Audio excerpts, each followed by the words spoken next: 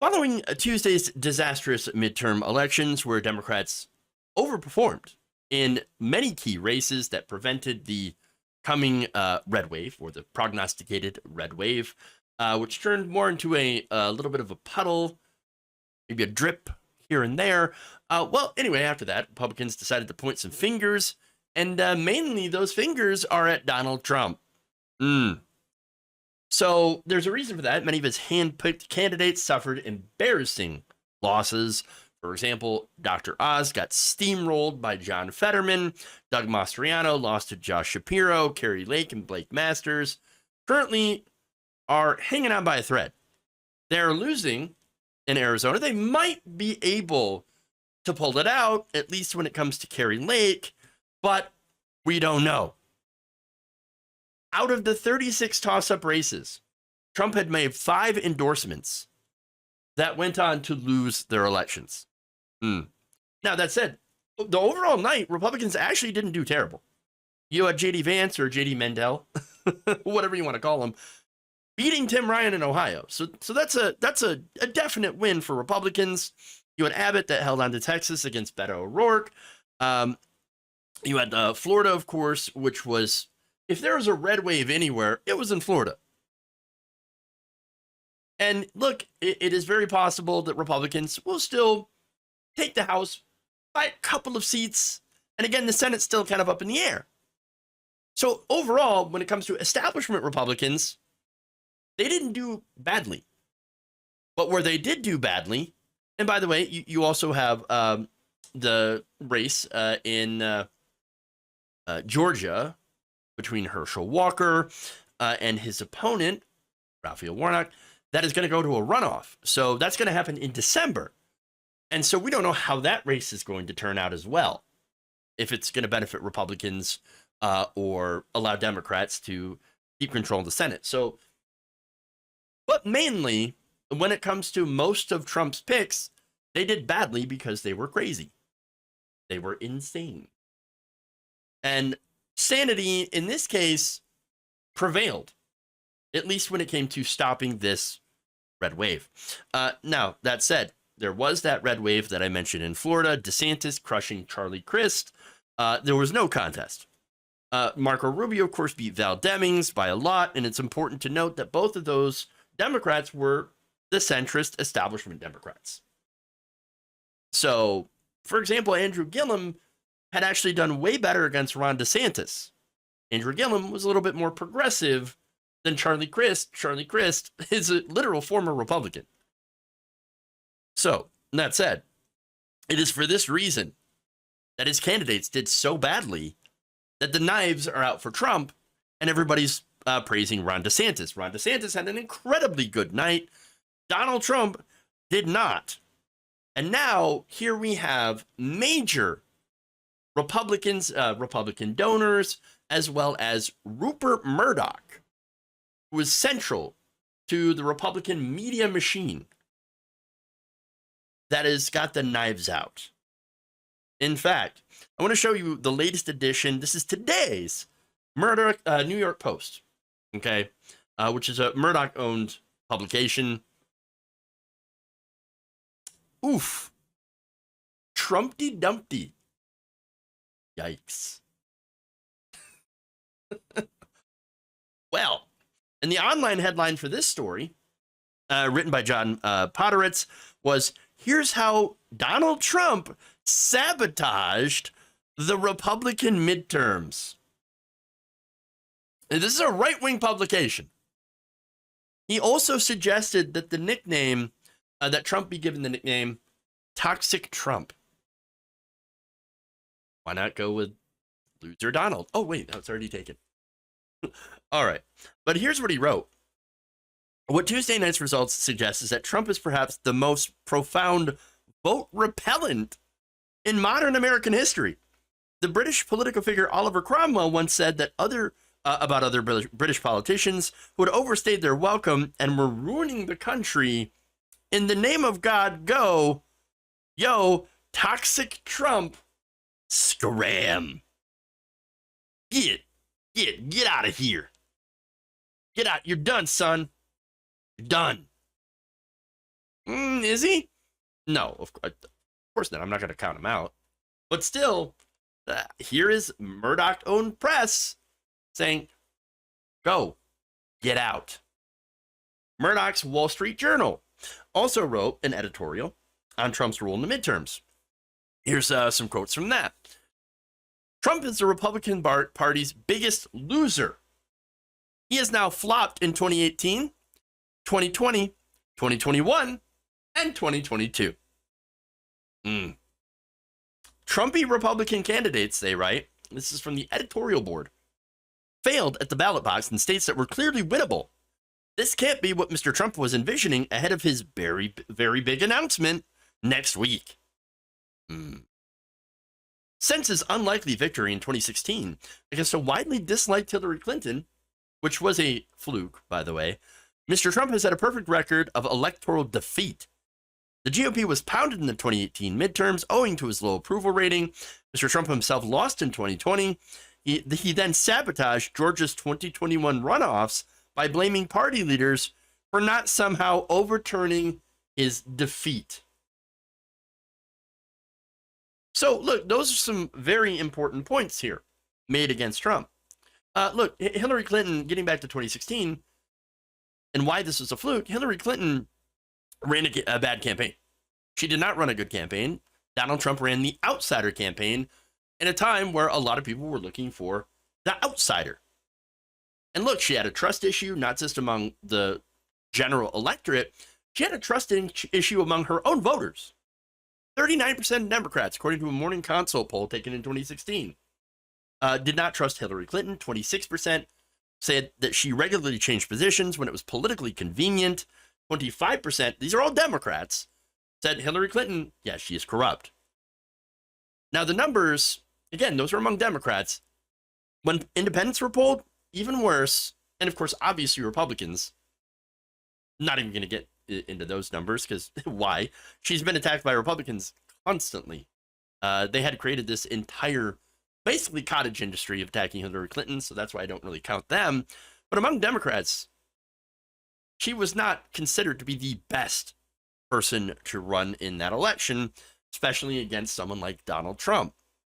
That said, here's why, don't make a mistake in saying that I'm, to think they're equivalent or anything like that.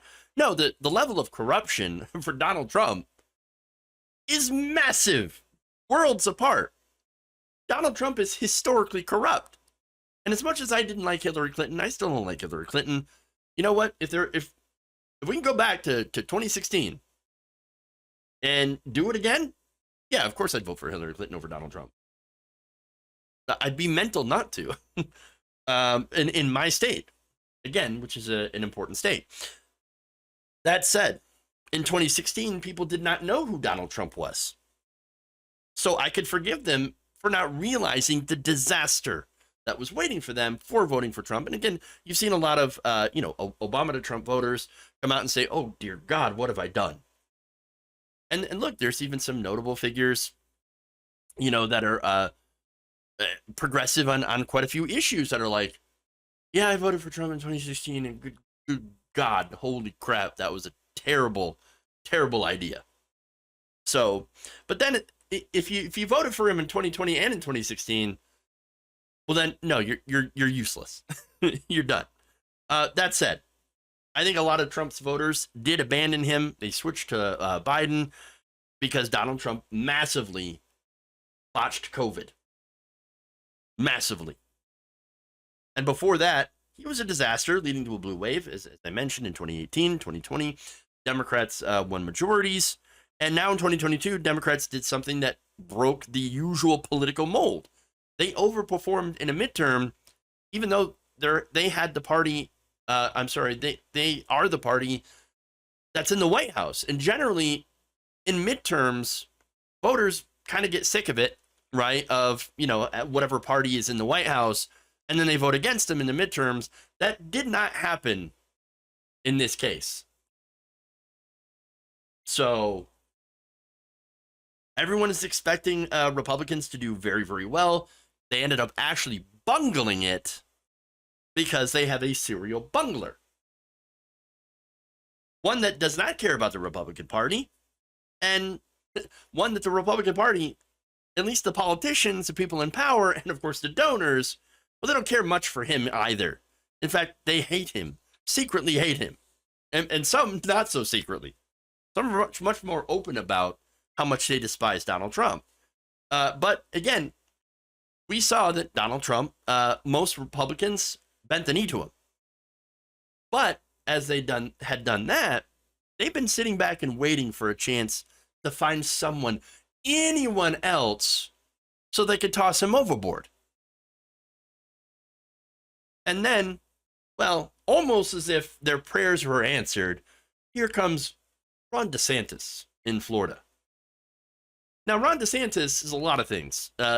Loathsome person, okay?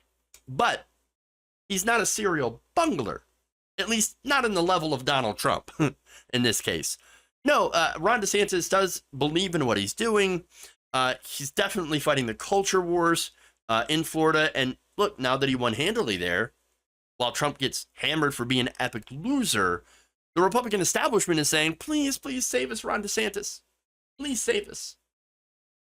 Help us, Obi-Wan DeSantis. I know that's terrible, right? And again, what's most impactful here is the donors. And I guarantee you're not going to hear as much about that, from mainstream media specifically. But remember, the donors. It is the donors, and the donors want Ron DeSantis. They're all lining up behind him and abandoning Trump because it turns out that, insurrection, kind of bad for business. Bad for corporations. So, all right, anyway. Oh, to add into the donors, you've got betting markets also going for DeSantis. Then you've got Ben Shapiro, Cernovich, then, of course, Fox News, New York Post, Wall Street Journal, headlines that are declaring DeSantis to be the leader of the Republican Party, the new leader. In fact, even Newt Gingrich said, I think Governor DeSantis is the single biggest winner of the night. He will almost certainly become the rallying point for everyone in the Republican Party who wants to move beyond President Trump. So, with all the furor now, there's a lot of pressure on Ron DeSantis. He's got to run.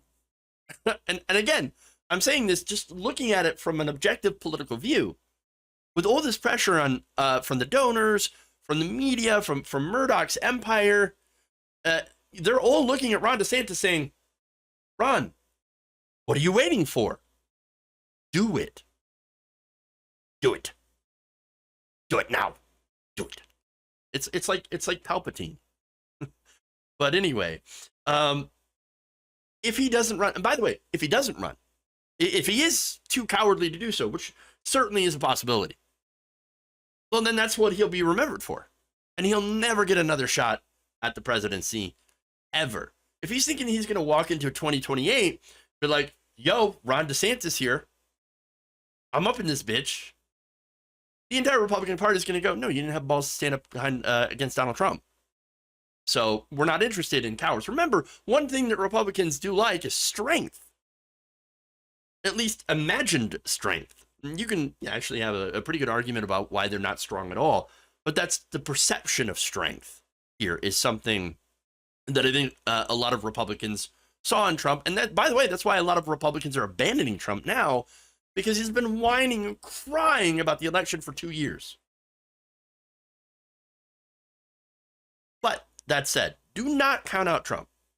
Donald Trump could obviously rally. The guy has proven that he's got more lives than a litter of cats. There's every possibility that he's going to get Republican politicians to get back to kissing his ass, because that'll happen. We've seen it before. How many times have we seen the story? Donald Trump's done. He's done. He's done.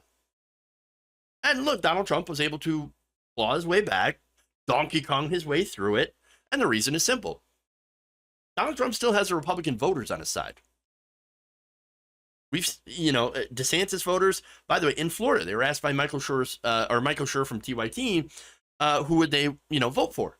And I know it's a relatively small sample, but pretty much everyone at this Trump rally that was asked, hey, look, you're a fan of Donald Trump, right?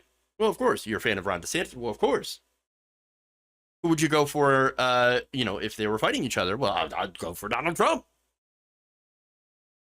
So I think that's important context here. That said, it is notable and should be noted that Donald Trump is at his weakest point since January 6th. He is vulnerable. And at this point right now, it's gotten to where Murdoch and the donors, they're taking their shot to try to throw him overboard. And we'll see what happens. Donald Trump, again, might hold on like a very, very stubborn turd. People are flushing toilets 10 times, 15 times. Or not. It's going to be interesting to see. Very interesting.